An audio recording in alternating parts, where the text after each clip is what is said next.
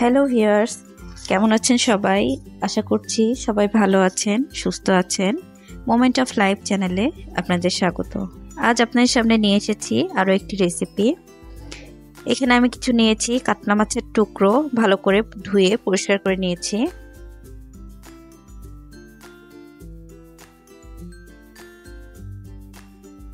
এখন আমি এর মধ্যে দিয়ে দিচ্ছি স্বাদমতো লবণ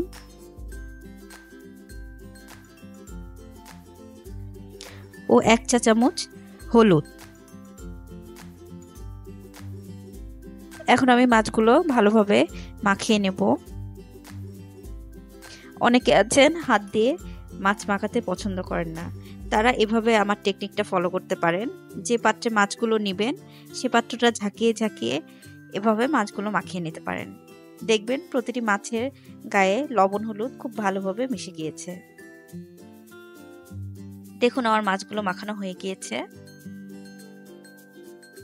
এখানে আমি মাছের দেওয়ার জন্য নিয়েছি কয়েকটি ডাঁটা ও দুটো আলু টুকরো করে, সাথে নিয়েছি 5টি টমেটো টুকরো করে ও 5টি কাঁচামরিচ ফালি করে। এখানে আমি কাঁচামরিচটাই বেশি ইউজ করব, আর কালারের জন্য কিছুটা লাল মরিচের গুঁড়া ইউজ করব।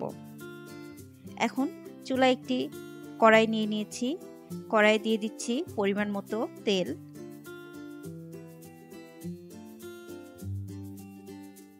তেলটা ভালোভাবে গরম হয়ে গেলে এর মধ্যে আমি আগে থেকে মাখিয়ে রাখা মাছগুলো দিয়ে দেব। মাছগুলো আমি খুব ভালোভাবে ভেজে নেব।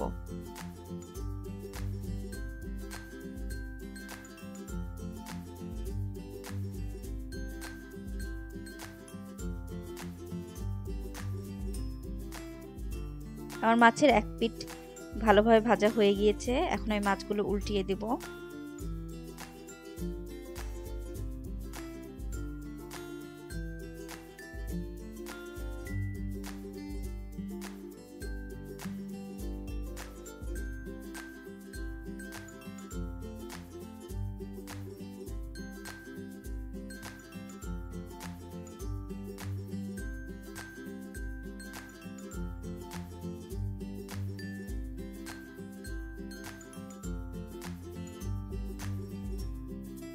মাছগুলো ভাজা হয়ে গিয়েছে, এখন আমি নামিয়ে নেব।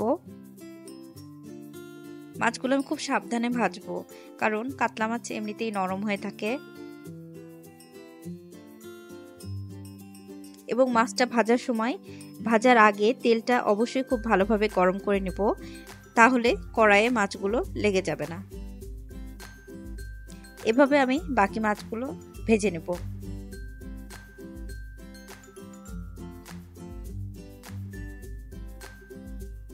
দেখুন আমার মাছগুলো ভাজা হয়ে গিয়েছে।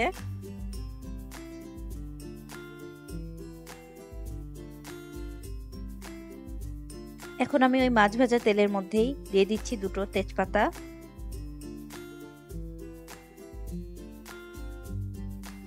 এক চা চামচ জিরা, গোটা জিরা।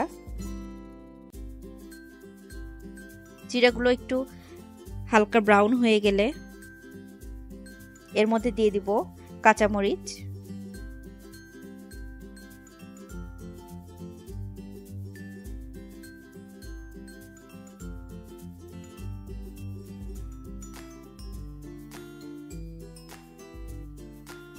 এখন আমি সবজিগুলো দিয়ে দিব আগে থেকে কেটে রাখা।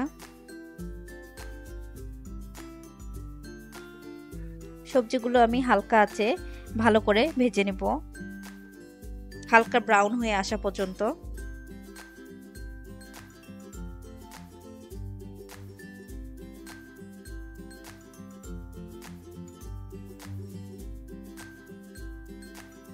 এরপরে দিয়ে দিব আগে থেকে টুকরো করে রাখা টমেটো।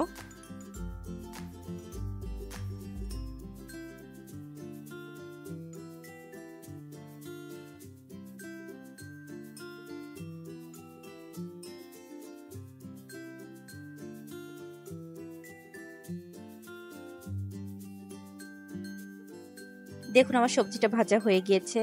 এখন আমি তেল থেকে একটু সাইড করে নিয়েছি এবং তেলের উপরে দিয়ে দিচ্ছি 1 চা চামচ আদা বাটা, 1 চা চামচ মরিচের গুঁড়া ও 1 চা চামচ জিরার গুঁড়া।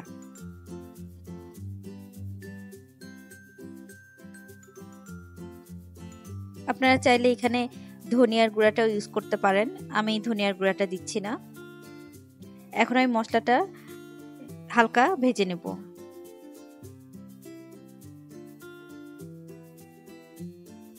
খুব বেশি ভাজবো না, তাহলে মশলাটা পুড়ে যাবে।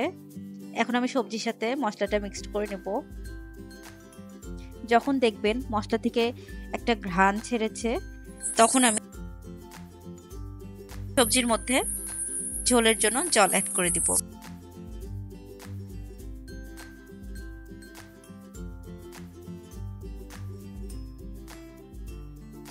আমার সবজিটা কষানো হয়ে গিয়েছে প্রায়।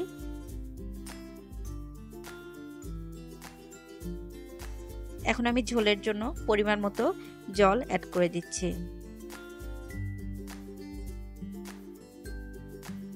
আপনারা যে যেমন ঝোল পছন্দ করেন তেমনটাই ঝোল দিবেন।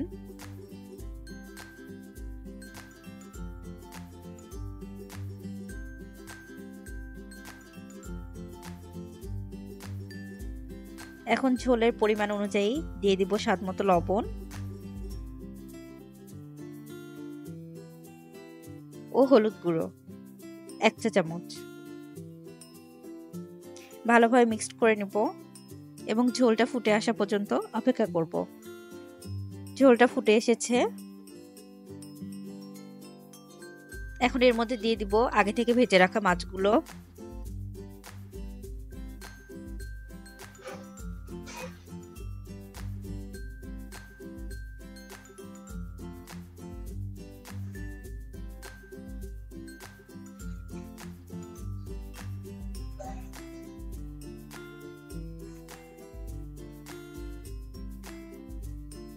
এখন মাছগুলো আমি ঝোলের মধ্যে খুব ভালোভাবে ডুবিয়ে দেব। দিয়ে 7 থেকে 8 মিনিট আমি ঝোলটা ফুটিয়ে নেব।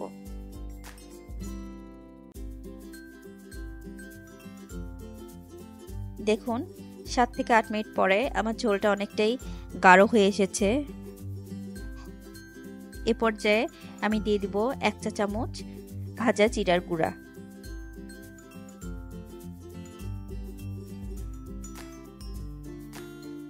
ভালোভাবে মিক্সড করে নেব জিরার গুঁড়াটা।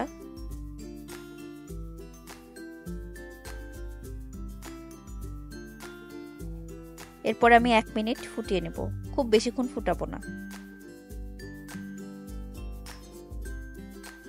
নামিয়ে নেব এখন।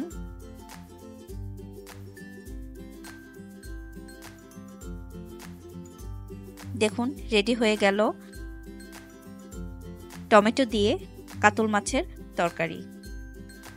আপনারা বাসায় একবার হলেও ট্রাই করে দেখবেন, আশা করছি আপনাদের ভালো লাগবে। খুবই সিম্পল হালকা পাতলা তরকারি, কোনো রকম পেঁয়াজ রসুন ছাড়া। আর রেসিপিটি যদি ভালো লেগে থাকে তো অবশ্যই লাইক করবেন অ্যান্ড কমেন্ট করে কেমন হয়েছে জানাবেন। আর যারা এখনও সাবস্ক্রাইব করেননি প্লিজ সাবস্ক্রাইব করে আমাদের পাশে থাকবেন। ধন্যবাদ সবাইকে এতক্ষণ কষ্ট করে ভিডিওটা দেখার জন্য।